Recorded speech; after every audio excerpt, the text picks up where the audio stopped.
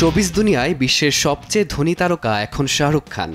৩ দশকেরও বেশি সময় ধরে হিন্দি সিনেমার শীর্ষে থাকা নায়কের মোট সম্পদের পরিমাণ $1.4 বিলিয়ন, যা বাংলাদেশি মুদ্রায় প্রায় 17,026 কোটি টাকা।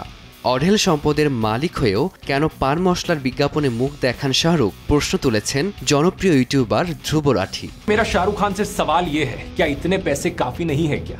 अगर काफी है तो क्या मजबूरी पड़ी कि पान मसाला जैसी हानिकारक चीज को आप अभी भी प्रमोट कर रहे हो? নিজের ইউটিউব চ্যানেলে শাহরুখের সম্পদের পরিমাণ ও বার্ষিক সুদের বিস্তারিত হিসাব নিয়ে একটি ভিডিও বানিয়েছেন ধ্রুব রাঠি, যেখানে তিনি প্রশ্ন তুলেছেন এই পরিমাণ সম্পত্তি থাকার পরও আর কতটুকু প্রয়োজন, সত্যি কি আরো 100 বা 200 কোটির প্রয়োজন আছে?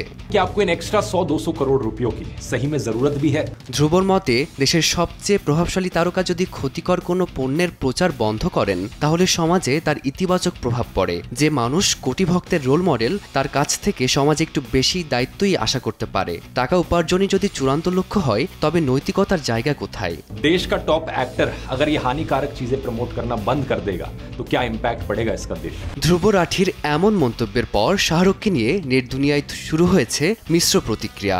অনেকেই মনে করছেন ব্র্যান্ড চুক্তি শুধুই টাকার নয়, বরং বাজারে উপস্থিতি আর প্রভাব ধরে রাখার কৌশল। আবার অনেকের প্রশ্ন, যে মানুষ নিজে একটি ব্র্যান্ড, তার কি সত্যিই কোনো বিজ্ঞাপনের প্রয়োজন আছে?